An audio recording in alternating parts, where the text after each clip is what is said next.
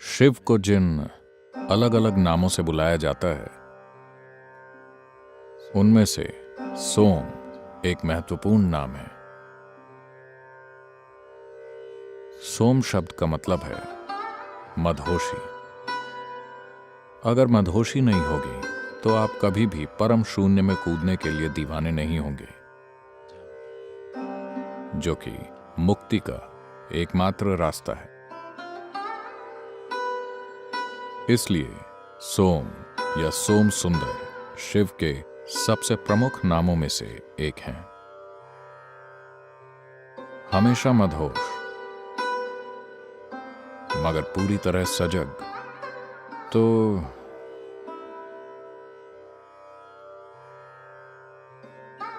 कहानी इस तरह है। शिव कैलाश के पास पूरी मदहोशी की हालत में बैठे थे। पूरे भारत में खबर फैल गई कि वहां एक आदमी बैठा हुआ है, इतना शानदार आदमी कि धीरे धीरे साल दर साल लोगों ने वहां की यात्रा करनी शुरू कर दी। एक लड़की थी जो हिमालय राज्य की राजकुमारी थी। उसका नाम था पार्वती। जब उसने ये सुना, वो बोली, मैं जाकर उन्हें देखना चाहती हूं। उसने जैसे ही उन्हें देखा, वो उनसे पूरी तरह अभिभूत हो गई। वो बोली, मैं शादी करूंगी तो सिर्फ इसी आदमी से। फिर किसी और ने साजिश रची और वो विवाह के लिए तैयार हो गए। एक भव्य शादी आयोजित की गई। सारे महत्वपूर्ण लोग वहां मौजूद थे। दुल्हन सजी संवरी बैठी थी। हर कोई दूल्हे का इंतजार कर रहा था। और फिर दूल्हा आया। शिव अंदर आए। पूरे शरीर पर राख, बालों में जटाएं, पूरी तरह मदहोश। और उनके मित्र भूत, पिशाच और टेढ़े मेढ़े प्राणी तरह तरह की आवाजें निकाल रहे थे। पार्वती की मां मीना ने इस आदमी और उसके दोस्तों को देखा, और जब उन्होंने सोचा कि उनकी बेटी इस आदमी से शादी करने जा रही है तो वो बेहोश होकर गिर पड़ी। उन्हें होश में लाया गया। वो पूरी तरह टूट चुकी थीं। मैं अपनी बेटी को इस आदमी को कैसे सौंप दूं?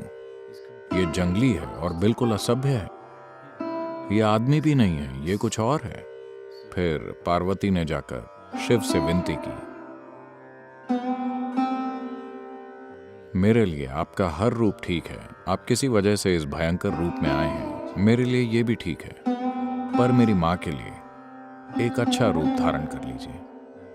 उन्होंने कहा, ठीक है, और बहुत सुंदर और भव्य रूप धारण कर लिया। उस रूप को सोम सुंदर कहा गया, मदहोश मगर सुंदर। वो पूरी तरह नशे में धुत थे, आंखें चढ़ी हुई थी, मगर वो बहुत खूबसूरत बन गए।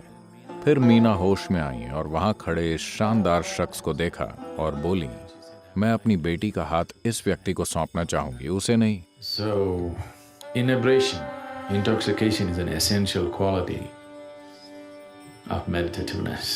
मदहोशी ध्यान मग्न होने का एक महत्वपूर्ण गुण है। अगर ये नहीं होगा, अगर आप मदहोश नहीं होंगे, तो आप सहज होकर कैसे बैठेंगे? ये भयंकर परेशानी होगी। सिर्फ इस तरह बैठे हुए किसी चीज पर ध्यान केंद्रित करने की कोशिश। इसलिए ये शिव का मूल गुण है। तो उनके सिर पर चंद्रमा है, जो इस बात का प्रतीक है कि वो हमेशा खुद ही मदहोश होते हैं, किसी पदार्थ से नहीं। शिव के लगातार सोमरस पीने का मतलब है वो शराबी नहीं थे।